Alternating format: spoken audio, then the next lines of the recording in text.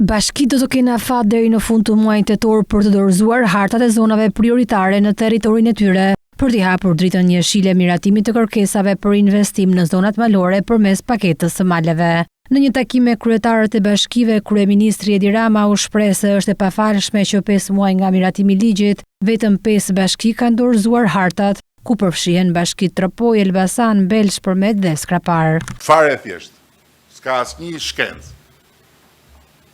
Hiq qytetin dhe gjithë territori, përjashto çfarë ka e përsëris zonë të mbrojtur me ligj, është brenda kësaj pakete. Dhe jo vetëm që duhet bërë urgjent harta, por duhet ngrini një task force në çdo bashki. Një task force me 3 persona që të ndjekin këmba këmbës dhe t'i rrim pronto njerëzve që bëjnë shprehjen interesi. Që t'ja u shpjegojnë, që t'i nxisin, që t'ja u lehtësojnë procesin, sepse siç e tha ministrja, 500 parët që do marrin kontratën 10 vjet nuk do paguajnë asnjë lloj takse. 10 vjet. Asnjë lloj tatimi.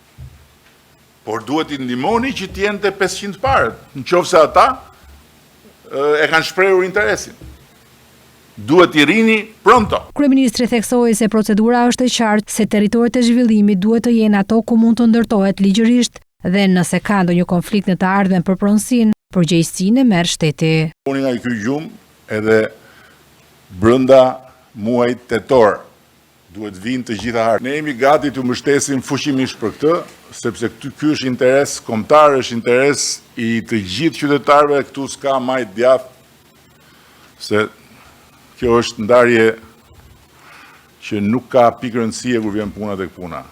Kështu që ju lutem shumë, fokusohuni shumë fort në këtë pikë. Hartat, thjesht fare, pa asnjë komplikim, territore që nuk janë ligjërisht të pandërtueshme dhe që janë territoret malore, territoret rurale. Ndërsa ministri i Pushtetit Vendor Ervin Demo theksoi se vlera e projekteve që janë evidentuar deri më tani në 5 bashki arrin mbi 10 milion euro.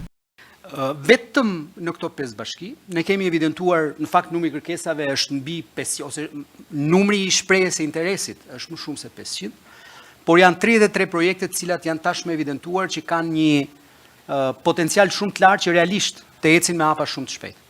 Vlera e këtyre projekteve shkon, dhe unë po tregojmë konservator në këtë shifër, është së paku fillon nga 10 milion euro, totali investimeve, bëhet fjalë për qindra vende pune, bëhet fjalë për zhvillimin e zonave të cilat realisht këto sipërmarrje të reja mund të krijojnë një zinxhir të tërë ekonomik në këto zona të thella, të cilat janë përcaktuar patjetër nga bashkitë. E gjithë ky proces është i fokusuar në pronat të cilat janë prona shtetërore dhe patjetër nuk kanë kontestim mbi të gjitha nga komuniteti. Të gjitha ata të cilët kanë meratje për sa i përket konfuzionit apo keqkuptimeve që mund ndodhin në territor, kjo nuk ndodh. Sipas tij, javën e ardhshme, zonat në 5 bashkitë zyrtarizohen me VKM dhe është ngritur një grup pune që mund të shkojë në terren për të çuar këtë proces përpara.